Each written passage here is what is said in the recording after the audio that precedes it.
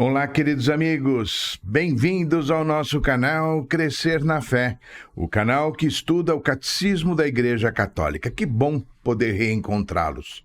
Olha, minha gente, o tema de hoje é muito importante e vocês precisam conhecer bem esses conteúdos.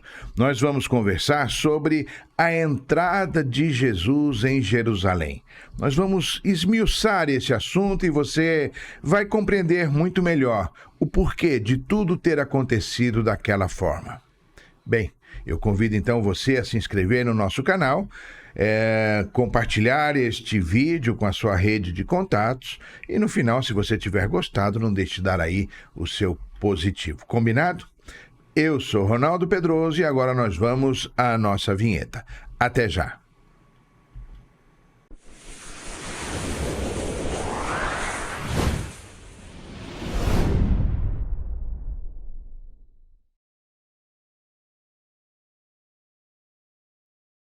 Ok, estamos de volta e vamos então fazer a nossa oração, pedindo ao Senhor que derrame sobre nós a luz e a graça do seu Espírito. E eu convido você a rezar comigo, em nome do Pai, do Filho e do Espírito Santo.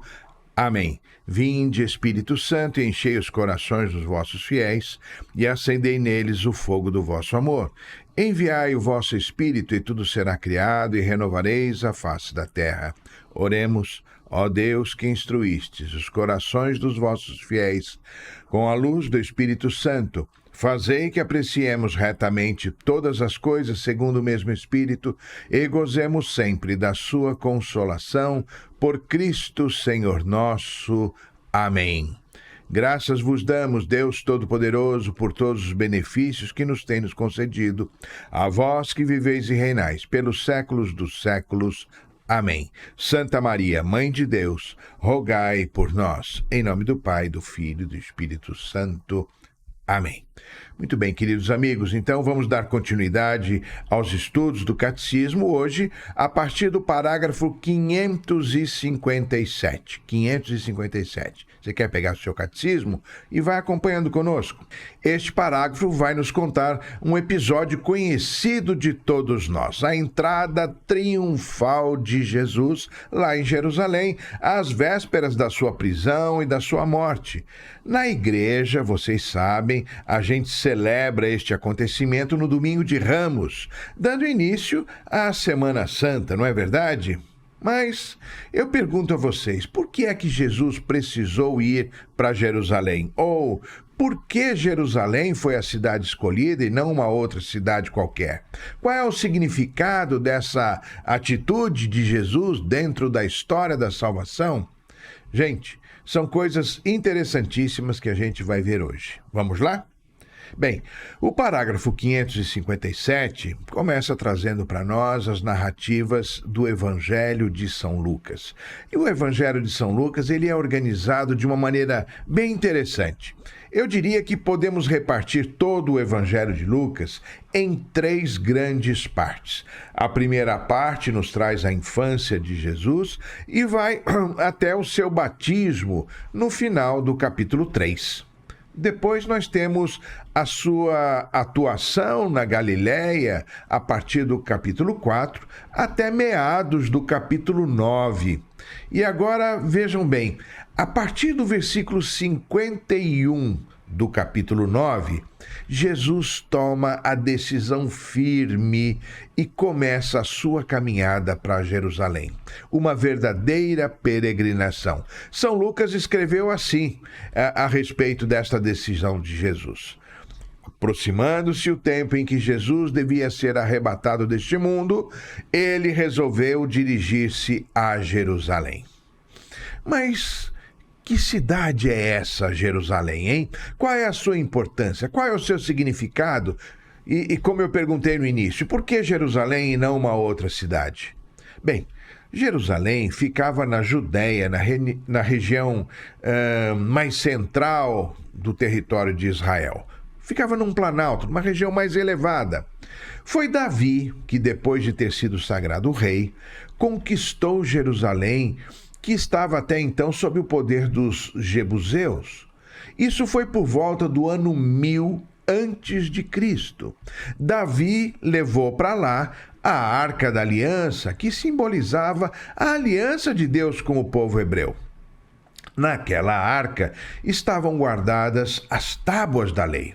Então aquele local passou a ser o ponto de referência para o povo hebreu, que para lá ia prestar culto a Deus. Tempos depois, o rei Salomão, filho do rei Davi, construiu o Templo de Jerusalém. Aquela cidade, então, tornou-se a Cidade Santa, o centro religioso de Israel. Todos os judeus se dirigiam para lá por ocasião das festas, em especial da festa da Páscoa, para prestarem culto a Deus, recordando a libertação do Egito. O que fica bem claro para nós, a partir desta expressão de Jesus, que a gente vê no parágrafo 557, Jesus falou: não convém que um profeta pereça fora de Jerusalém. É que esta viagem para Jerusalém não foi simplesmente uma viagem no sentido físico ou geográfico, mas um movimento cada vez mais próximo do grande compromisso de Jesus com a cruz. Jesus está se movendo naquela direção, eu poderia dizer, num duplo sentido. O primeiro, de uma maneira muito consciente, Jesus está completando o seu ministério salvífico, passando, pregando e agindo em cada cidade e aldeia, até chegar na sua meta, que era Jerusalém. E era lá onde a sua missão ia ser consumada, concluída. Em segundo lugar, Jesus está se movendo ao longo do tempo. E o tempo está se esgotando, a sua hora estava se aproximando. O próprio Cristo havia anunciado a sua morte em 3 oportunidades anteriores. Ele sabia exatamente aquilo que o esperava. Mas agora, então, esse grave momento está prestes a acontecer. Quando a gente ouve Jesus dizendo que não convém que um profeta morra fora de Jerusalém, a gente percebe que isso devia ser uma constante naquele lugar, ou seja, muitos profetas teriam morrido lá. O próprio Cristo afirmou isso quando disse: Jerusalém, Jerusalém, que matas os profetas e apedrejas aqueles que te são enviados. Bem, pode parecer loucura ou mesmo uma ironia de Jesus quando ele diz que não convém a um profeta morrer fora de Jerusalém. Digo isso porque, embora ele soubesse o que o aguardava, ele foi até o fim. É assim que age o nosso Deus, não é? Cheio de misericórdia e cheio de amor por todos nós. Jesus não tinha medo de Herodes, Jesus não fugiu do sofrimento e Jesus não fugiu da morte. Não se poupou, não se esquivou de nada. Ele foi ao encontro daquilo que o aguardava por amor à humanidade, por amor de todos nós. No entanto, a gente pode perceber uma certa melancolia em Jesus quando nós lemos o que nos relata São Mateus no seu Evangelho e que está citado no parágrafo 558. Quantas vezes quis eu ajuntar os teus filhos como a galinha recolhe os seus pintainhos debaixo das asas, e não o quisestes. E o texto bíblico nos diz que Jesus chorou sobre Jerusalém. Acho que a gente pode dizer que essa tristeza e este choro de Jesus sobre Jerusalém tenham sido porque a sua mensagem não foi plenamente recebida e aceita.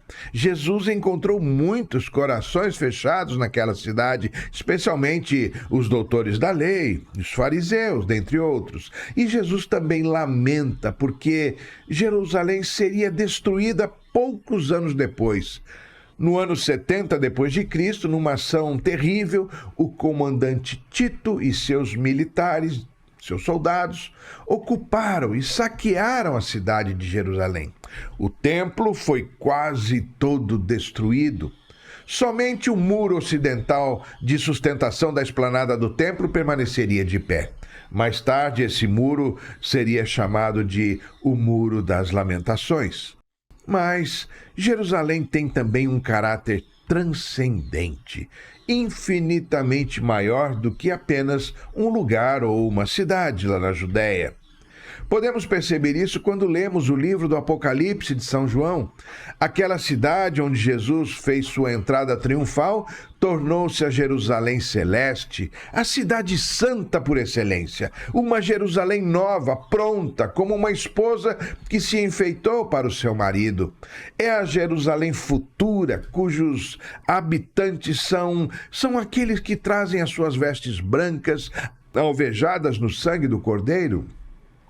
É o lugar onde um dia todos nós estaremos louvando e bendizendo o Senhor por toda a eternidade. Jerusalém tornou-se sinônimo de céu. Não é bonito?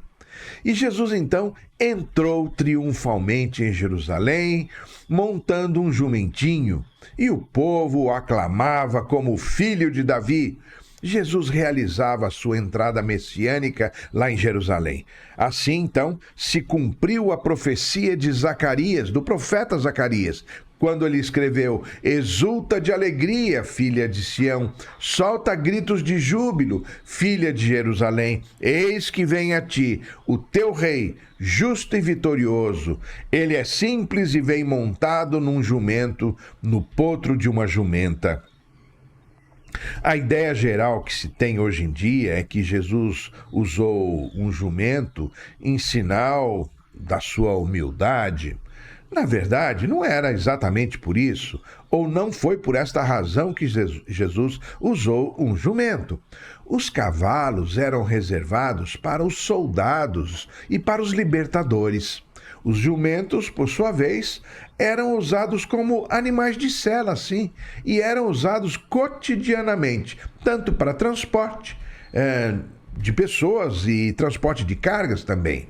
Eram considerados animais de paz. Os hebreus esperavam um Messias libertador, não é?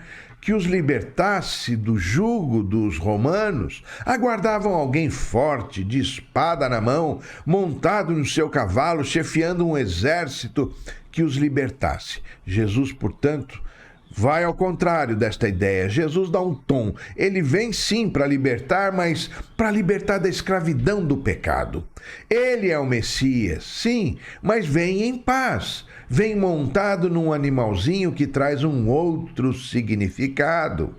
Nessa entrada de Jesus lá em Jerusalém, a gente encontra uma série de paradoxos. Fatos que revelam a soberania do Senhor, mas ao mesmo tempo mostra a sua pobreza, a sua dependência de tantas coisas. De fato, ao longo da sua vida, a gente percebe isso. Jesus era o rei do universo, mas que se esvaziou, se empobreceu totalmente para que a gente pudesse se tornar rico, para que a gente pudesse ter plenamente a sua graça, o seu amor e a sua salvação. Foi assim a vida toda de Jesus. Por exemplo, em certa oportunidade, ele pediu emprestado um barco de um pescador para que ele pudesse pregar. Noutra ocasião, ele pediu emprestado os pães e os peixes que ele multiplicou para alimentar a multidão. Agora, ele pede emprestado um jumento para sua entrada em Jerusalém. E até mesmo o seu sepulcro foi emprestado, de onde ele ressurgiria 3 dias depois da sua morte. Estava sendo um contraste entre a majestade e a humildade do Senhor. Jesus sempre fugiu do exibicionismo, não é?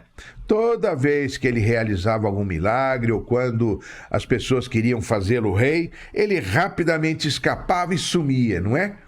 Mas agora até mesmo os fariseus estranharam essa entrada triunfal lá em Jerusalém. O povo o aclamava rei e ele foi em frente. Tudo isso porque agora, finalmente, tinha chegado a sua hora.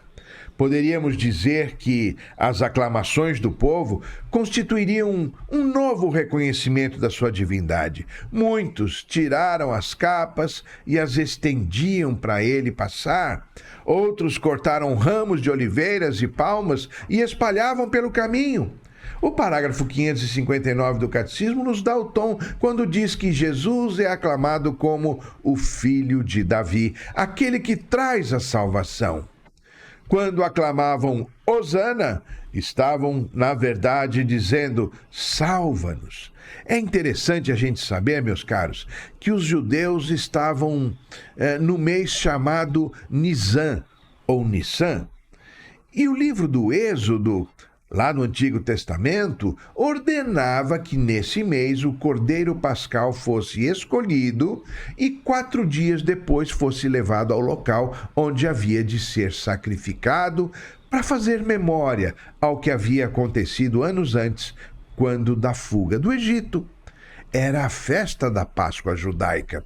Agora, ali em Jerusalém, o Cordeiro estava sendo escolhido por aclamação popular e poucos dias depois, na Sexta-feira Santa, seria sacrificado. Jesus quis passar por esta experiência. Tanto foi verdade que quando os fariseus reclamaram para ele da forma como os discípulos e o povo o aclamavam, ele respondeu que se eles se calassem, as pedras gritariam. Com isso, nós podemos dizer que todo o universo, toda a criação foi chamada a proclamar a misericórdia de Deus ali presente. Mas nós bem sabemos que aqueles Hosana, não é? Foram mudados para crucifica-o. E aquelas palmas foram transformadas em lanças. O trono para o qual levariam o rei era, na verdade, a cruz. É essa, meus caros, a história, os fatos que circundaram a entrada triunfal de Jesus lá em Jerusalém. E a gente então vai concluindo esta nossa aula de hoje com o parágrafo 560. E eu convido você a acompanhar comigo. A entrada de Jesus em Jerusalém manifesta a vinda do reino que o Rei Messias vai realizar pela Páscoa de sua morte e de sua ressurreição. É com sua celebração no Domingo de Ramos que a liturgia da Igreja abre a grande Semana Santa. Bem, nesta etapa das nossas aulas, vocês sabem, nós estamos estudando a vida pública de Jesus nos seus principais acontecimentos. Na próxima aula, ou a partir da próxima aula, nós vamos conversar sobre o artigo 4 do Credo, ou seja, Jesus Cristo padeceu sob Pôncio Pilatos, foi crucificado, morto e sepultado. Muita coisa importante para a gente estudar e você não pode perder, claro, não é? Bem, por enquanto gostaria de orientá-los a fazerem uma leitura atenta desses parágrafos 557 até o 560 e também fazer a leitura do texto bíblico que vou deixar no final deste vídeo, para que vocês conhecendo esses conteúdos mais atentamente, tudo isso fique bem gravado em seus corações, tá bom? Não se esqueçam aí de dar aquele positivo, não é? Inscreverem-se no canal e compartilhar este vídeo com a sua rede de contatos para que mais e mais pessoas conheçam a doutrina da nossa igreja e conheçam a nosso Senhor. É uma forma de você evangelizar também. Não deixe de fazer isso, combinado?